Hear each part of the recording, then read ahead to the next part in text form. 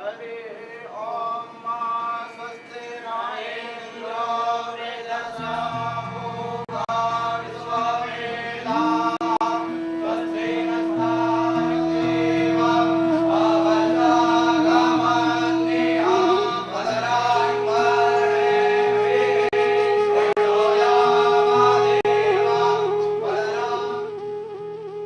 ओम शांति शांति शांति।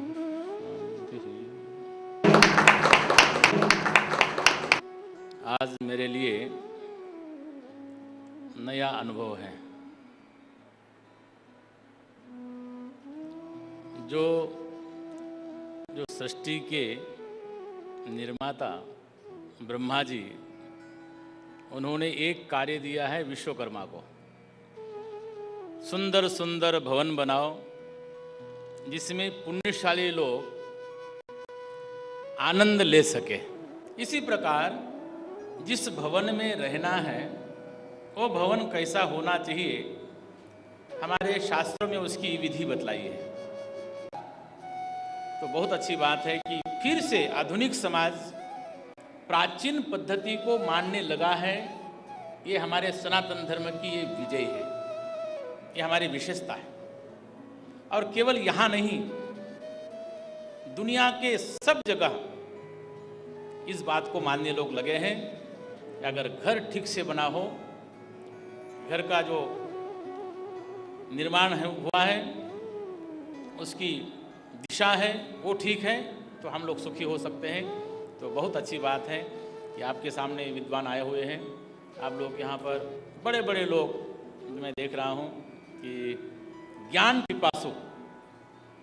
सत्संग में शायद हम बुलाते तब भी न आते, परंतु ये सत्संग ऐसा है कि आपके जीवन से लगा हुआ, जुड़ा हुआ है। तो बड़ी अच्छी बात है कि हमारा देश, हमारे देशवासी और आप जैसे पढ़े लिखे लोग अब उस बात को ही मानने लगे हैं।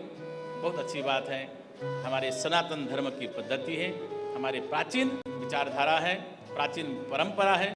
आप लोग उसका अवश्य लाभ लें। और अधिक आपका समय नहीं लूँगा मैं। हरि ओम शांति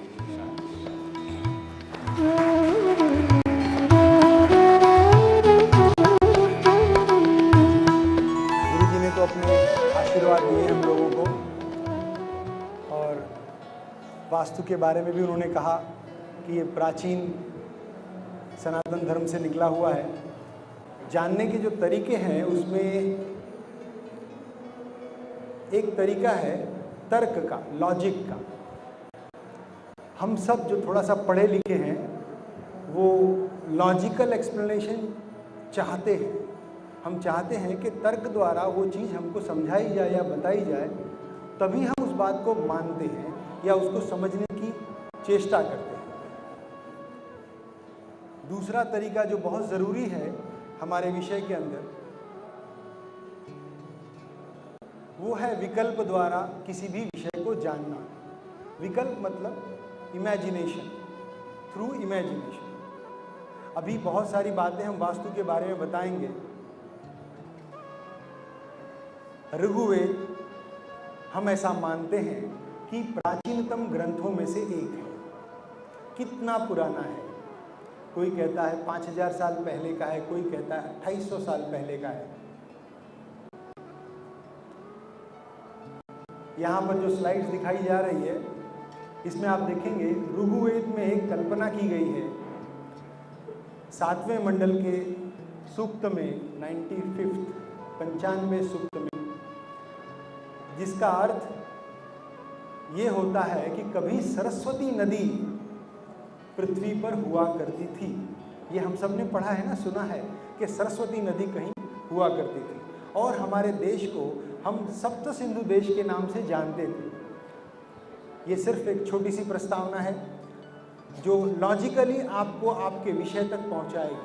अगर हम ये पढ़ते हैं और कल्पना करते हैं कि भारत के चारों तरफ समुद्र था, तो अभी तो कहीं दिखाई नहीं दे रहा है। 3 तरफ समुद्र है, चौथी तरफ तो है नहीं। तो कितने साल पहले समुद्र रहा होगा जब ये ग्रंथ लिखा गया होगा? रहा गया होगा तभी लिखा गया होगा, ये निश्चित है।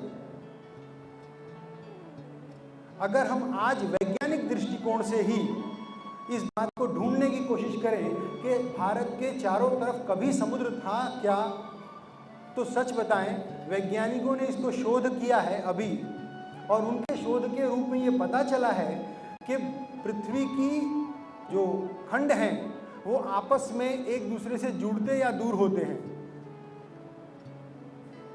परत दर परत ये पृथ्वी बनी हुई है और सरकती है एक दिशा से दूसरी दिशा की तरफ। एक यहाँ बहुत पुराना चित्र है जिसमें आप देख सकते हैं इंडिया की पोजीशन क्या है। ये इंडिया है, भारत है, इसके चारों तरफ समुद्र है।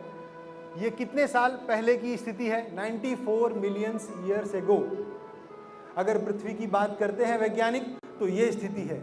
आप कल्पना करिए, नेक्स्ट स्लाइड में हम देखें तो ये पृथ्वी का ये दूसरा भाग जिसमें भारत का प्लेट सरकते हुए ऊपर की तरफ जा रहा है, और ऊपर देखें तो इसमें भी भारत के चारों तरफ समुद्र ही दिखाई दे रहा है 50 मिलियन ईयर्स एगो।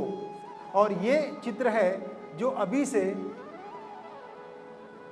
बहुत लाख साल पहले पृथ्वी में ये परिवर्तन हुआ कि इंडिया की प्लेट, भारतवर्ष की प्लेट एशिया के प्लेट से जुड़ी।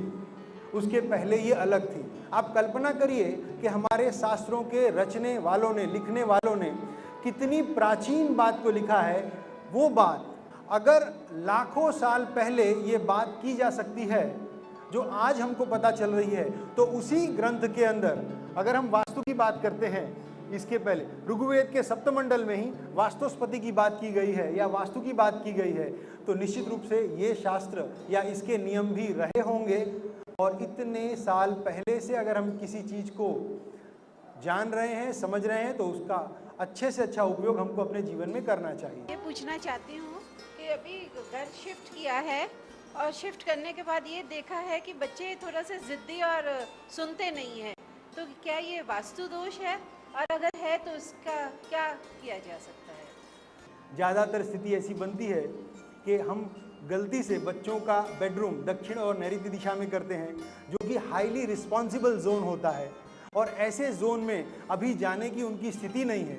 और अगर इस तरह से हमने वहाँ पर बना दिया है तो बहुत बार बच्चे अपने आप को ज़्यादा जिम्मेदार समझने लगते हैं और हर छोटी छोटी बात में जिद करने लगते हैं। ये वास्तु दोष के रूप में भी देखा जा सकता है, लेकिन पूरी तरह से ये वास्तु दोष ही है ऐसा नहीं है।